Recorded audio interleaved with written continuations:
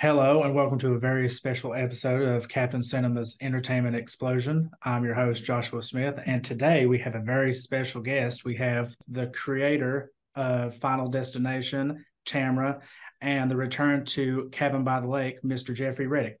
Jeffrey, how are you? I'm great. How are you doing, brother? You know what? I can't complain. It's a wonderful day. Uh, I've been looking forward to this interview for like months, I feel like. So Oh, well, thank you for having me. we know it's a pleasure having you, and thank you for agreeing to doing this interview with me. So I'm just going to get right to it. I have my list of questions that I have for you, and hopefully that we can just nail them out the best way we can. All So right. my first question is, what is a typical work day for you? A typical work day. The only reason I'm laughing is it's very boring. I either am usually writing at Starbucks. Yeah, I'm still doing the old cliche writing at a coffee shop. I love that one. Um, yeah, yeah. I like to be around people and have a kind of background going on for me. So I spend a lot of time writing. They should name a drink after me because I spend so much time at Starbucks. Um, and taking meetings sometimes. You know, I love naps. I wish people have this idea of what Hollywood is like, but especially the life of a writer. I mean, you're just writing and trying to get inspiration and keep inspiration going. That's true. And so yeah, I'm writing, watching horror movies, or yeah, that's pretty much it. My day is pretty and playing with my cats. It's a very I'm from Kentucky. I'm from I grew up on a little farm, and back a couple of miles up a holler in Breathitt County, Kentucky, and so I'm a man of simple needs. Like, it doesn't take a lot to entertain me. So as long as I can watch my movies and you know write, like, I'm pretty happy. Well, I will say you kind of just perfectly introduced our next question, which is your educational background. So you went to, from my research that I have done, which we have shared this already, but everybody else doesn't know. You went to Breathitt County High School, and Yeah. I went to Belfry, and we were rivals. I found that out. Oh, wow. Did I did not not know know that. that. So, Well, if uh-oh. I didn't know that, I wouldn't have come on here. No, I'm kidding. That's what I'm saying. It's a good thing I can't stand sports because that would have Yeah. probably just been terrible. But No, I appreciate sports, but I was very much into English. And yeah, I went to Breathitt High School. Um, and you know, especially my English teachers, like, I had wonderful teachers in every subject, but my English teachers especially were so encouraging and so special to me because I was so interested in writing and, yeah, and reading. And my mom had always taught me about how getting an education was so important. So I had great, I still call them Miss Toller and Miss Murphy and Miss Bellamy were like my English teachers, and Miss Bellamy especially. Like, I remember that I talked her into like creating like a acting kind of course to go along with our English course where we could put yeah, on plays and stuff. So we did that for a semester, and it's funny. Like, I'm jumping around a little bit, but I told her whenever I made it that I was gonna bring her to the premiere of my first film. And so when Final Destination came out, I brought her out to New York for the premiere, and we were on the Rosie O'Donnell show because Rosie's a big proponent of education. So yeah. if you go on YouTube, there's a video like where Miss Bellamy and I are introduced, and Miss Bellamy gets to throw the ball, and introduce the show, and then we went to a Broadway play. So she's no longer with us, but yeah, Breathitt High, like, they just a good education system. I went back there and visited a couple years ago for homecoming, and so yeah, Breathitt High School, and then I went to Berea College Yep. for college. And uh, I'm not going to talk your ear off about it, but I can't say enough also about Berea College. Like, people Yeah. that don't know it, it's one of the top rated, like, colleges of its kind in the nation, and they take the majority of their students from the Appalachian region. So instead of paying a tuition, you work 10 hours. It's not, so for me, being a theater major, like, I got to work at Boone Tavern and wait tables, which is an essential training for anybody who wants to be in the entertainment industry.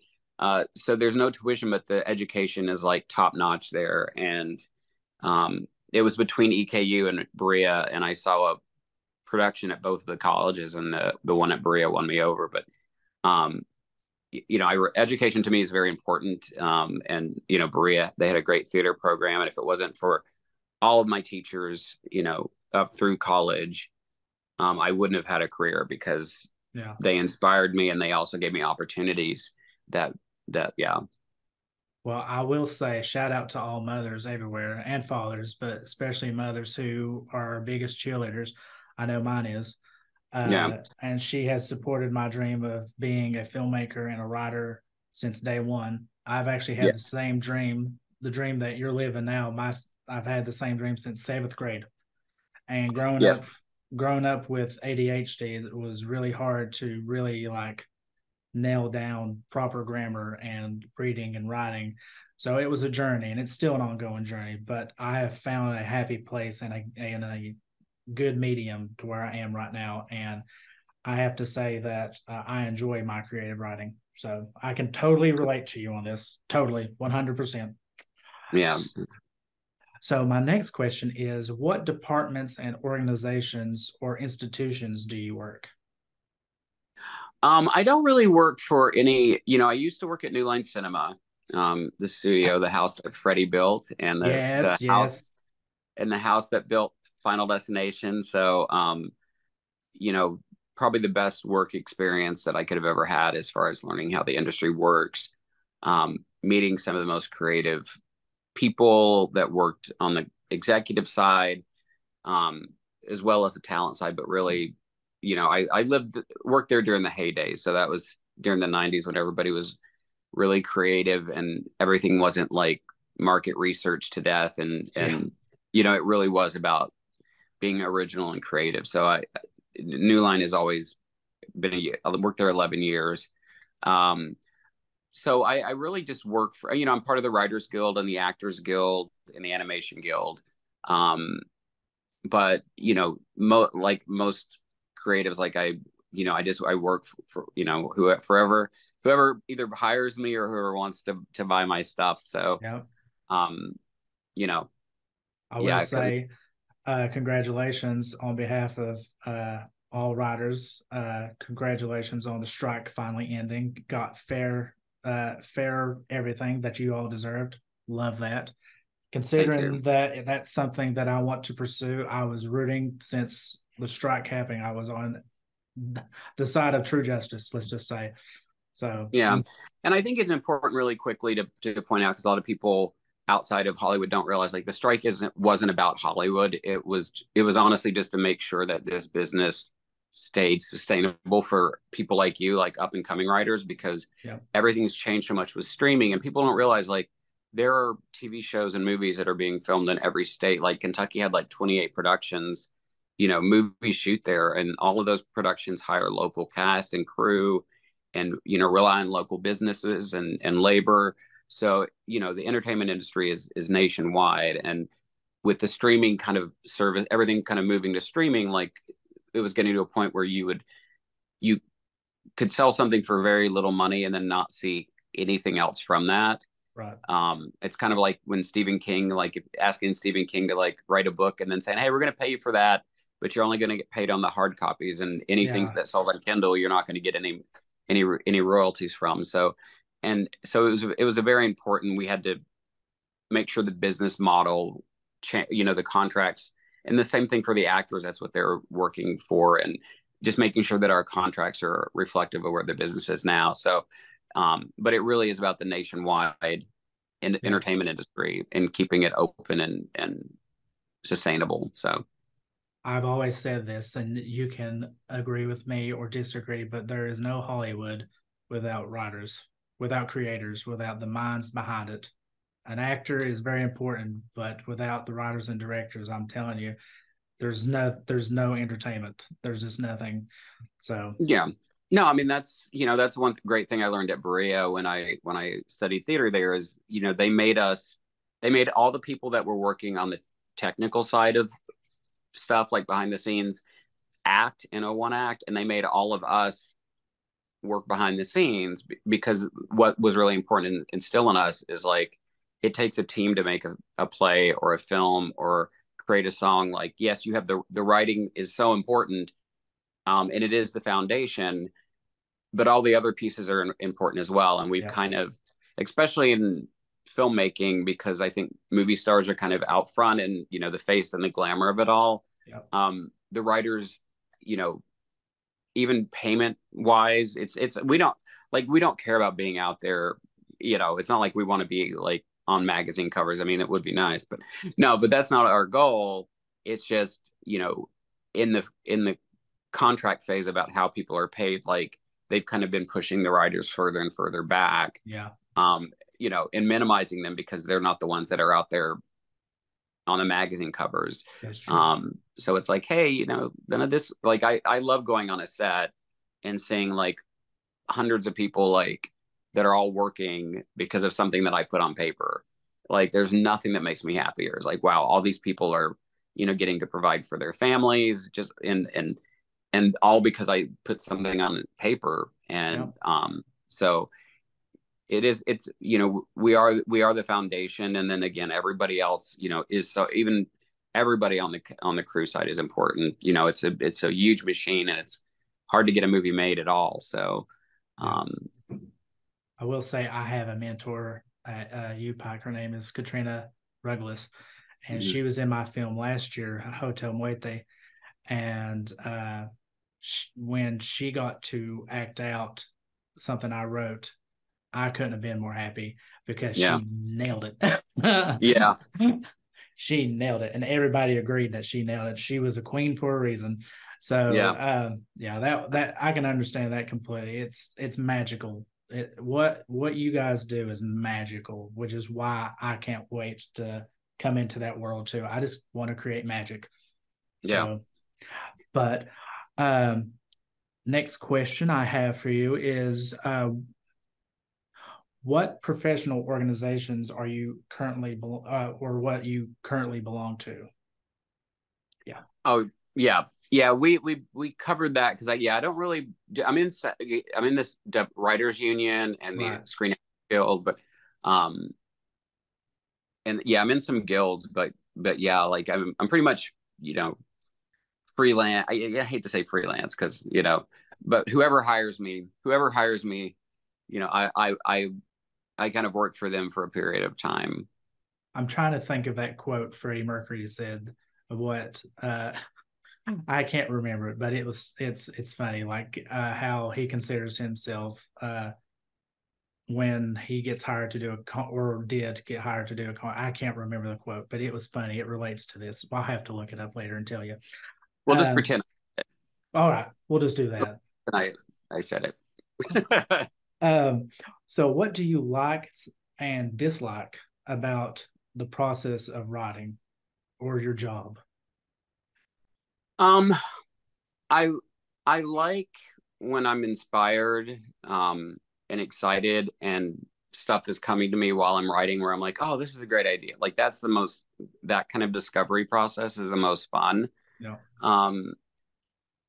The thing I dislike, I guess, about writing specifically is when I don't have that, when I'm kind of trying to force that inspiration or that creativity, because I put a lot of I mean, most creative people were our worst critics, so I put a lot of pressure on myself, and so yeah, not having that creative spark is the one thing that I dislike. And I think the thing about the business I like the most is when you meet people who kind of share your passion and your vision. And, you know, unfortunately, making movies does take money. And so when you kind of get all of those pieces together, which is actually super hard and super rare, that's the best part. And then the worst part is dealing with the business side of it, because it is called show business and it is a business. And, you know, technology has made it easier for people to make films, which is great. Like, you can, you know, you have to buy lenses and stuff, but you can make a movie on an iPhone now. And that's amazing because it's opened up a lot of avenues for people to make their films. But the kind of studio system is getting very, hard to break into for original content. Like, they're very numbers driven. And so they would rather do sequels and remakes and reboots and stuff based on big books. So if you're looking to get something original out there, there are a lot more avenues, which is positive. But, there was a very clear kind of studio system you could work in when I started off that isn't really as easy to get into as it was back then. But on the plus side, there's so many other avenues to get your films out there that I love that. I love that part of it. So this question that I have next is a little long, so I actually will have to read this one. This isn't something I could just glance at, sadly, because this is a project style question. So I'm gonna make sure I get this one perfect. So, what degree do you feel most benefit an individual who would someday like to hold this position that you currently have as a writer? Like, what degree should they try to go for? I know. Oh no, that's a tough one because that's a tough one. And I think because, my degree was in theater. So, that doesn't, I think life experience is so much more important and so much more beneficial.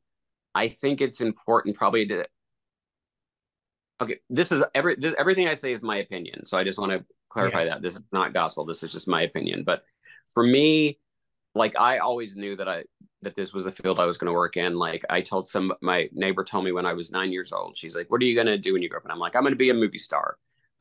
So, that I always knew that I was going to work in this business. So I didn't have any backup plan.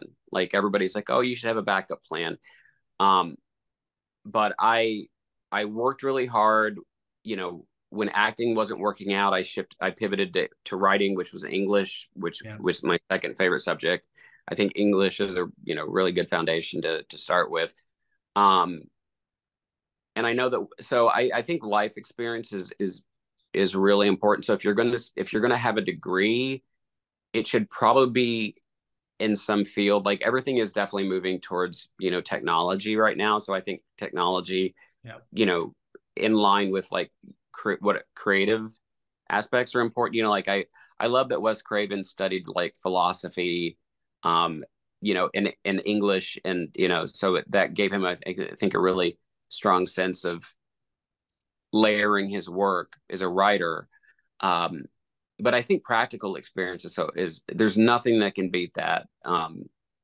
So it's tough because I see there are a lot of really great programs out there for like filmmaking at different universities, but unless you kind of go into it with the right mentality, I don't know how helpful that is. I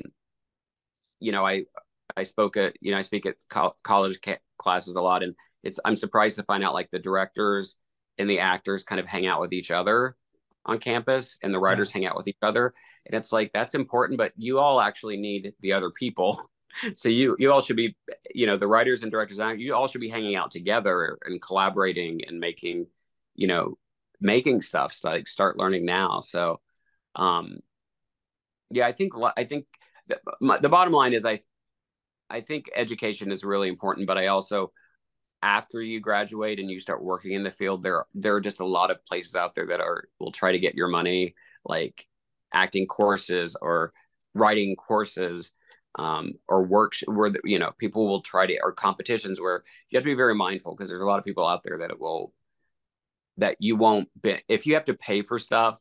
If you have to pay a lot to enter something, if you have to pay a lot for a course, just be very mindful of it, because they promise a lot of things. And, especially when you're dealing with people's like artistic dreams, like, it's very hard. It's very hard because you see something and it's like, oh, this sounds great. But there's a couple of events.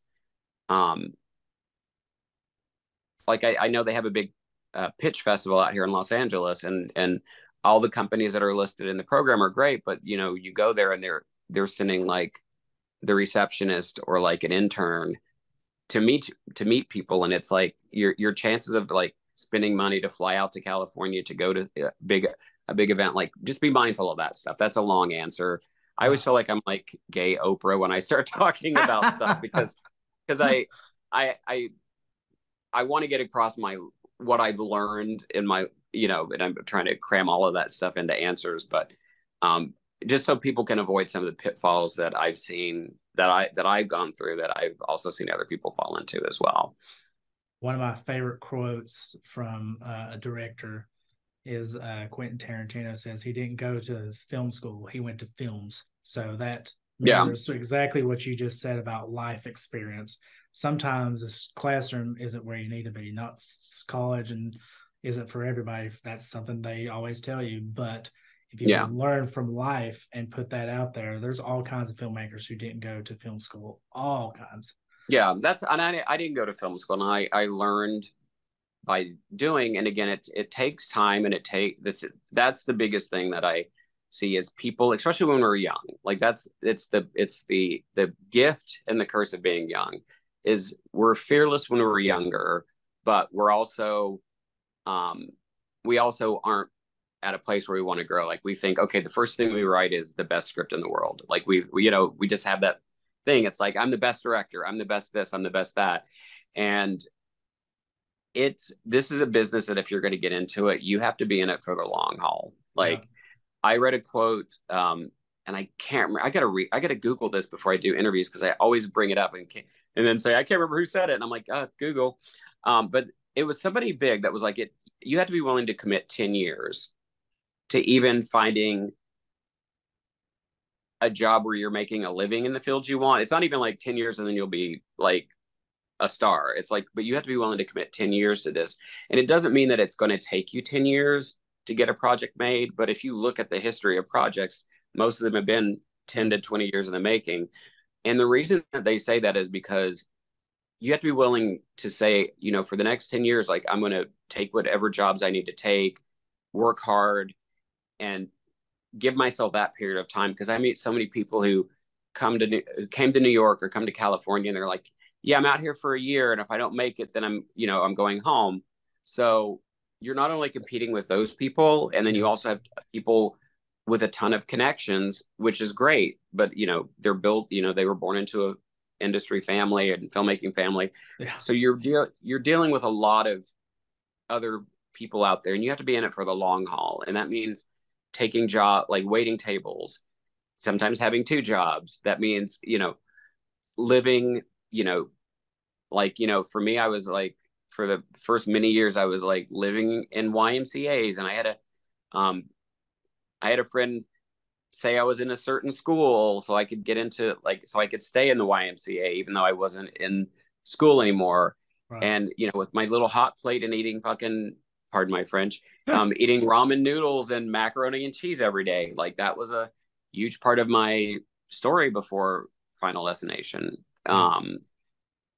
But again, like I just stuck with it. Like that's the thing you have to do, and you have to be open to criticism and open to growing because you get better. Like I don't know any successful artist who thinks that they're at the top of their game Yeah. um, at any age. Like at any age, like I know a lot of people who think that they're at the top of their game and they're not. But I think once you get to that stage, you quit growing. So just you got to be in it for the long haul. Like that's the thing.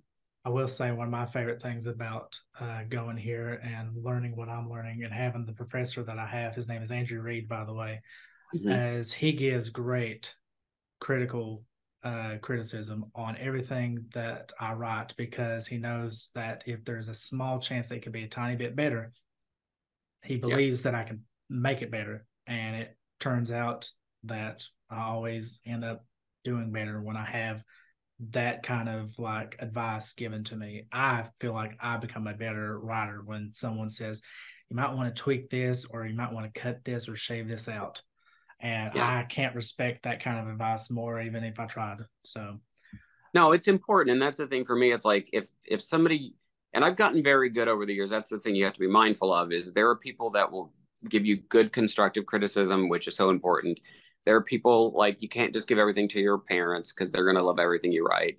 yeah, Um, and then there are people that are going to hate everything because they're not writing, or they'll try to give you notes to make your project what they would write if it was their idea.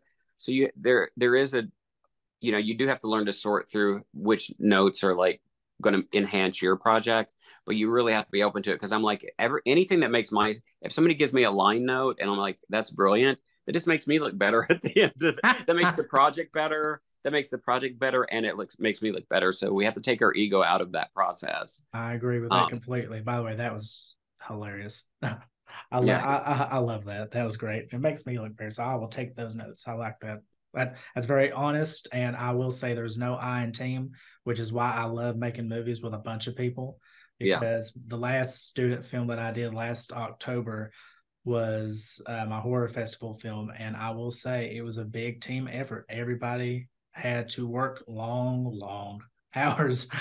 Yeah. And it was fun. It was really fun. And the cast had fun, and we just had a blast. So, speaking of projects, that leads me into this question. So, what project are you currently working on? I've got a couple of projects. I have a couple projects that I worked on just come out. There's a project called the Belt. Well, there's several. I mean, I don't mean it like that, like douchey. I'm just chuckling because I've almost forgot one, and then I know that my friend would kill me. But yeah, I produced a project called Till Death Do Us Part that just came out on streaming. Oh, Really fun action drama comedy. It's a really fun film. Um, and a horror film called The Bellkeeper that is going to be released on October 13th. I executive produced that. Um, I have a project based on this book by Jason Henderson, and he's a great writer in Colorado, called The Adventures of Young Captain Nemo. So I wrote a comic book or an animated movie based off that. So that will be going into production as soon as the SAG strike is over. yeah. And then hopefully, the next up, I'm going to, be directing my first slasher film. Yeah, it's been in the works for a long time, and we kind of got, we had to put everything on pause because of the strikes, but Right. hopefully that will be coming up. So most of my stuff is supernatural, so I'm actually really excited to do a movie with a lot of not with a lot of stabbing in it. I'm just I want to. We all know what slashers are. I We want know to get what all. kind. I want to get stabby. I want to get stabby. So I'm very I excited will about be that. honest. God bless the slasher films. It's the one. It's the one section of horror where they can make you laugh, cry, scream, and jump all in the same breath within a Yeah, few scenes of one another. People yeah. don't give horror the respect it deserves, but I'm Oh, telling you, horror is where it's at. That's why I've well, always it's said my first film I ever make will be a horror film. yeah. Now it's so funny because the genre still doesn't get the respect it deserves, but it's constantly, even since I started, it's always, as far as making the most money on your investment, like it's still the most profitable genre out there. And somebody like James Wan, who created the Conjuring universe, um, that universe is rivals Marvel's universe, and yet he's doing Aquaman, he's doing some great stuff, but like he created a whole friggin' monster verse, and I it's mean, made so much money, and they're so cool, and they've got such great talent in it, and yeah, it is always frustrating when you work in a genre where it's always kind of been the underdog, but again, as a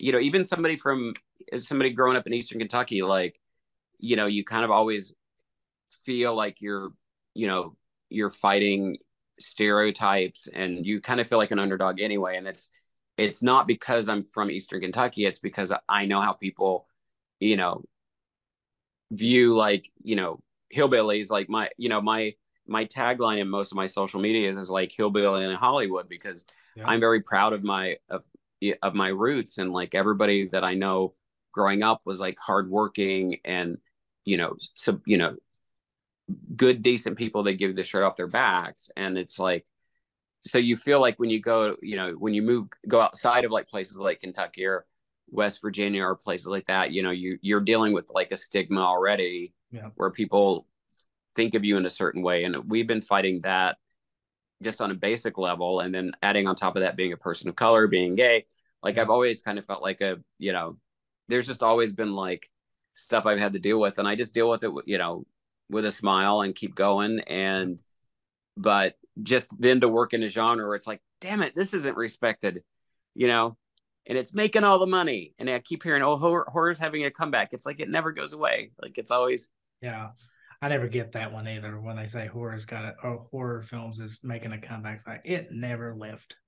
Yeah, we yeah, have a great big like fandom when it comes to horror, probably bigger than any comic book film that's ever been made. If I'm being honest, horror films is, I mean, you have to look back at Peeping Tom, which is considered the first horror film next to Psycho. yeah, So we've been around forever. yeah. So Now the horror community is really such a like amazingly, you know, um supportive, like loving, fun. Like I'm surprised so many times when people meet me and they're like, "Oh, we were expecting somebody a lot creepier," and it's like, no, we're most of the horror people that I know are like the nicest, funniest. yeah, they Like we really get all are. we get all of our shit out in our writing. Like we get all of our dark stuff out in our writing. So I'm like, it's like the romantic comedy writers. Those are people you have to watch out. And I'm kidding. That's Yeah. it. That's a bad joke I throw out every once in a while. But yeah, horror writers are not creepy. Like they are not the. Yeah, you meet them and you're like, oh my god, they're so nice and they're so sweet, and then the fans are just amazing. So I will say the funniest joke I ever saw on Family Guy one time was he says, and you'll never believe who writes those Stephen King stories. And it cuts to the very flamboyant person. He says, scary stuff, scary stuff, scary stuff. oh yeah, I remember that. That's so funny. Love that's my favorite thing Family Guy's ever done because I know that Stephen King got a great chuckle out of that. Yeah. So last but not least, well, next to last, I have one very important, like it's like biblical. That's how the last question is important. So Oh wow. this, yeah, it's biblical. But Let me. so I feel like I read something somewhere that there is another Final Destination movie coming. And I was wondering, completely optional, if you could say anything about that. Yeah, I can absolutely say a lot of vague stuff about that. um, yeah, no, there definitely is a sixth one coming out. Or it's got to be shot first, but it Yes. is, the strike, kind of impeded progress on that. Um, I can say that John Watts, who's behind the Spider-Man, Tom Holland movies, came up with a story idea. Oh, Um, the writers of Scream are the new ones are wrote the script. So we have like a powerhouse team behind that. So I couldn't be happier with the people behind it. And just don't believe a lot of stuff you read online. That's all I can say. There's a yeah. lot of there's just because there's a lot of like I know there was a period where it's like, oh, it's going to be on a cruise ship and it's going to be first responders, and it's not that. Yeah. It's a really cool story. It's expands a little. It expands on, as I think great writers do. It expands on what we have, so it's not just another set up an accident, knock Right. people off, but there's like one clue that that you get that will change things. Like, and I love the movies, and it's and I love the there's a if it's not broke, you don't fix it. That's true. And I love how they've been able to add layers to each movie that make them different. But this one is gonna this one's gonna be a Final Destination, but it's gonna be a little different than what you're used to. I will say that actually should make a lot of fans, and it definitely makes myself extremely excited to hear something like that because I was expecting something, and just hearing that little bit of tea makes me think that we're going like super left field and really changing it up to do something bolder. It feels that's Yeah, yeah, it could you could be on, yeah, but that's a good again, Stewie impression. we're if we but if it's not broke, don't fix it. So we're not going to go crazy. They're not we. It's it's my baby, but it's off with it's out in the world and it's growing every year on its own, which is amazing. Um, but the writers were very great when they got hired on the project. They called me and they were like, just as the guy who started this all, like, what do you think we want to get your take on what you think is important. Just like, they were very respectful to Wes Craven. I'm not comparing myself to Wes Craven. I'm just saying that Right. they reached out and we had a great conversation. They're lovely writers. And I can't wait to see, and as soon as the AMPTP comes back and, makes a fair deal with SAG, Yeah. they can start pre-production up again. Fingers So crossed. yeah. They're going to make a deal. Oh Like at yeah. the end of the day, 100%. it's just like, it was like, how long can we literally, it's like, how long can we not contact the writers? It's like 100 days before they reached out the first time. Yeah. So it's like, how long can we let these people, suffer until we start looking really bad to everybody in the world before we Yeah. try to make a fair deal? So I think I hated that too. Honest, my heart bled for everybody involved in that whole situation, all the and writers and it's not even just the writers. It's also everybody that works yeah. in the ancillary fields, everybody who works, on crews, everybody who lives in cities where like they rely on productions to come through to keep their own Yeah. production houses open. Like I know people that had to close their self-made businesses, and we understand. That's why again we were fighting to make sure that this industry stayed sustainable, because the way it was going, especially with the streaming, like if you're not going to pay writers and actors and teamsters enough where they can make a living at doing this anymore, then the business is going to fall apart. Like you have to have your key element, your key creative people, like at least have to be able to make. It's not even asking for, like, the average wages for like a WJ writer are like 25,000 a year. It's like not a lot. Like we always focus on the top 1%, Yeah. who are amazing and deserving to making a crap load of money, but that's not most of us. And also, I throw this out now that we're talking about money, is you also can't believe Google when you Mm. search for somebody's net worth on Google, because Yeah. when I search for mine, it says 5 to 9. Sometimes it says 20 million. I'm like, I don't know where the hell they got that number from, but can I take this to the bank and get a loan? Because I will. Oh, I love that so much. Okay, so the biblical question, the one that beats all the Oh, I thought questions. that one was the biblical. Okay. No, no, that Oh, one was just me being a fan. No, the biblical oh, one is this one right here. So before I introduce that lovely question, I pulled out some archives and I found some oh, lovely things. And these are actually the original DVDs when they first came yeah. out. You cannot buy those anymore. I think, and I'm so mad at myself because when I go to conventions, I sign them, but my convention manager, I need to call him because I think we sold the last one at the Colorado Wow. Horror Film Festival, and I think I signed the last one that I had here for a friend of mine who was in town. So I don't even think and I think we sold the last one that my convention manager has. I think we sold that last one in Colorado. So I gotta, I don't have any more fun destinations. So, Yeah, I have to say, oh, by the way, my mother would love me telling you this, so I have to. I don't know if this was a writer's room or if this was a you thing, but in the sequel, no one can pass a log truck, just so you know. You oh pat yeah, yeah, that was, that was me. And the only reason I get to proudly take credit of that is because I also get to then proudly mention Kentucky again, because, um, yeah, we had the original opening scene was a hotel fire. Kids were going to spring break, but there was a fire at the hotel that they were in, and they ended up using that in a comic book. But the producer, Craig Perry, who I adore, he's like, the caretaker and godfather of this baby, was just like, no, that's just, we need something else. And so I was driving home to visit, my family, and I got behind a log truck and I pulled off into the next lane, and then it hit me.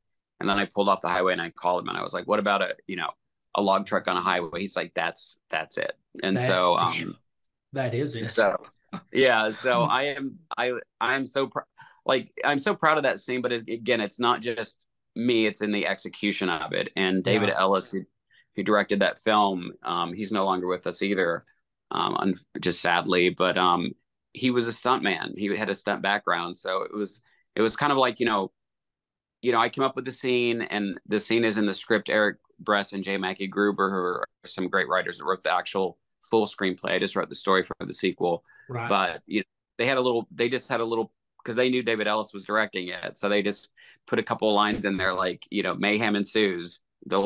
Chain breaks, mayhem ensues, because they knew that David, as a stunt coordinator, could just make that scene sing in a way that somebody who didn't have that background would have a completely different vision of that scene. So he just directed it so well. Like, it's one of my favorite openings in a horror film. Like, I would be at least cocky enough to say it's in the top 10 openings Yeah, of it should be. horror films. I would that's the only time you'll hear me being a little cocky. I think that scene is, and it's just, again, the way that it's done, the acting, the way that it's shot, it's Yeah. just such a beautiful opening. It's a chef's kiss. I'll be honest. My mother cannot get behind a log truck ever, ever. She will speed. She will risk that ticket in order to pass a log truck. So thank you.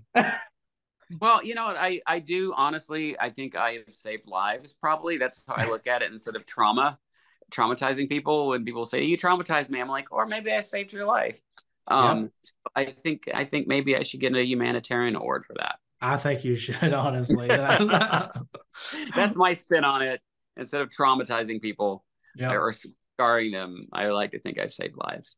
I personally have said this, that if anybody ever says while I'm on an airplane, everybody should get off now, I'm getting off that damn airplane then and there. There's no way around it. I'm not sticking around to find out why. I'm going to take that advice and get off the plane, because we never know look what happened to the main character in the first Final Destination. So I can honestly say both films, both big events, has very much had a huge impact on my life in the most Yeah. negative way. But yeah, I'm sorry, and you're welcome.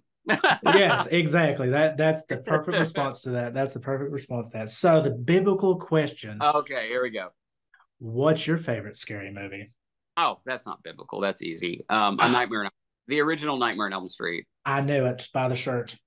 Yeah, I mean, this is part three, but the original, not only because it really, it's an amazing movie. It was groundbreaking. There are books and documentaries on how important it was as far as like creating kind of this new fantasy horror. Yeah. Not really creating it, I guess. Certainly Phantasm was in fantasy horror, but really bringing like such an iconic villain to the world. Also bringing an iconic final girl to the world. Like, Yeah. we have many amazing final girls who have survived.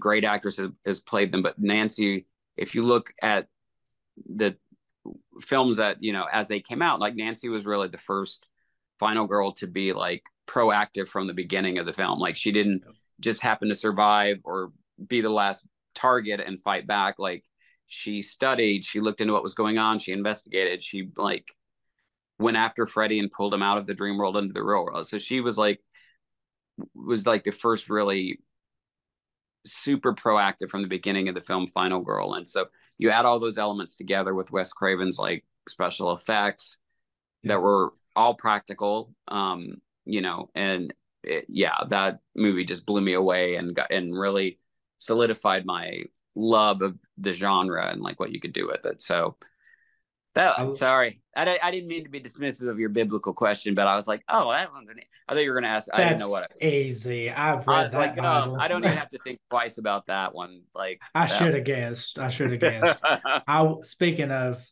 favorite horror films and Final Girls, I mean, for me, love Nancy, but Jamie Lee Curtis is a queen for a reason. Now, Oscar winner, we can say that now. The Yeah, fact that she thanked the horror community for driving her career in her Oscar speech probably meant more to me than anything I've ever heard anybody ever say, just yeah, because I we talked about it earlier. Horror doesn't get the respect it deserves, and to me, that felt like a huge acknowledgement to the fans and the yeah, people who drive that fandom. I loved it to death. yeah.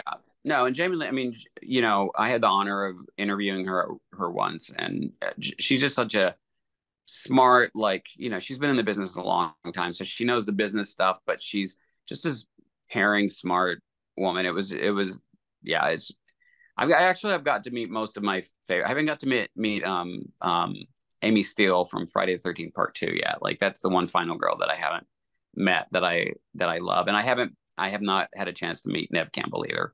Um, so that makes me sad. But I've met all the my final girls from when I was growing up. I've got to meet all of them, and they've all been like just That, amazing that's people. actually amazing. I don't know what I'd probably faint if I met Jamie Lee Curtis. I'm almost positive. She would put you at ease. Like, she's not like that, and it's funny because I'm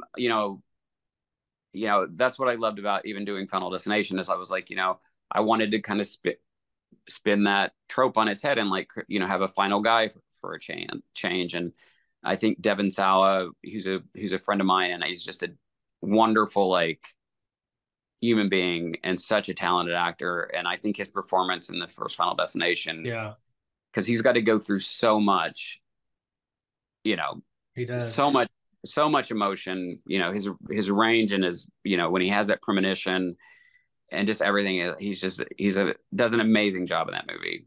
And let's just give a huge shout out to, and I'm hoping that you were, because I was trying to do my research on this, but I couldn't find who the genius behind Tony Todd was. But Tony Todd, let's just give him a great big shout out for Final Destination, the franchise, because he's amazing. Yeah, Tony Todd is like a was an icon before I met him. I mean, everything that he's been in, I've seen and adored him, and especially Candyman was such a amazing film. So when I heard that we were getting Tony Todd for the movie, was I was just over the moon. I was like, I know, Candyman?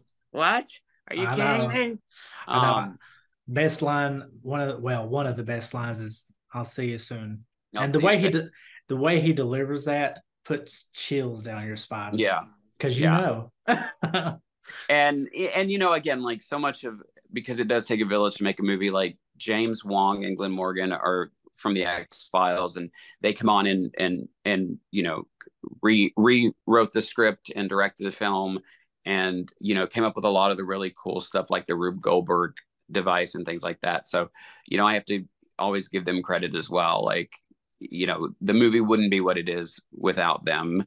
But again, I think I love our cast. Like, we got very blessed with a amazing cast in that film. And Devin is great, and Ali, I love Ali Larder, her as well, and Kirsten. Like, the whole cast is amazing. But Tony Todd is, like, again, he's just such a giant, no pun intended, in the film and TV industry, and he's also a great stage actor, and Yeah. he's just a great human being. So um just having this film come together over the, when you're looking at it over the years and stuff, like, I'm proud of it as a horror fan, that it's had kind of the impact that it's had. But I've also got to meet some just people that I adore because of it, Yeah. and work with people that I adore. So it's, like, been such a blessing the whole way around. Yeah, I would imagine meeting Tony Todd would be like bigger than life experience. I couldn't imagine just looking at. He's a very tall Yeah, man, he's a very tall man, and I'm a very short man. So it's but yeah, he's a amazing. but I would like to say on behalf of myself, the horror community, and my class that I had to do this project for. Thank you, Jeffrey Reddick, for being a part of this interview. Thank you for giving me really well thought out, very important answers. Thank you for answering all my questions. And I'm again so sorry for the little delay. Oh, that Uh, happens. Not a Yeah. um, as a fan, huge fan, this meant the world to me. So thank you so much.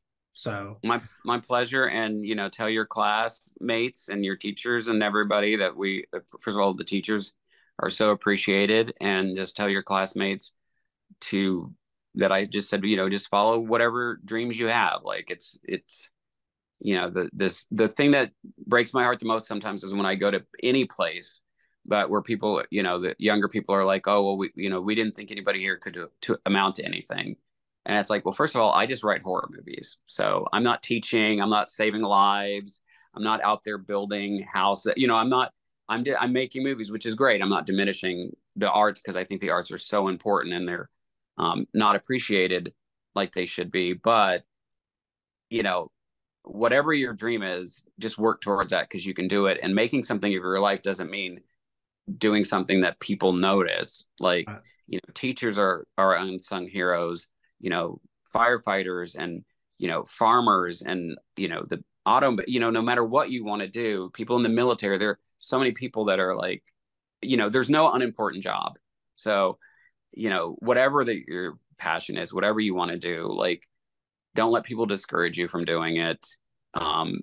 Don't think that it's not as important as anything else because there's, as my mom said, don't, never get above your raisin. I'm sure you've heard that phrase. I have. And so that's why everybody I know that from Kentucky, everybody meets us and they're like, you're so humble. I'm like, that's just, it's not even being humble. It's just like, it doesn't matter that I work in a certain business. That doesn't make me any better than anybody else. And just because I work in horror doesn't make me any less than anybody else. Like I'm just as valuable and everybody around me is just as valuable. Like we're all put here for a reason and find your purpose and go for it. We all have to be on a journey and it's up to us to take it. So yeah, absolutely. And you've got to always just believe because sometimes life throws you curveballs and everything that's happened to me that I saw as a negative at the time that it happened turned out in some way helping me grow or nudging me towards the path that I was supposed to be on. So, all the best to your class. And I can't wait to see great things from y'all. I can't wait to share this. If I'm being honest, this is pretty special to me. So thank you. And I hope you have a lovely day.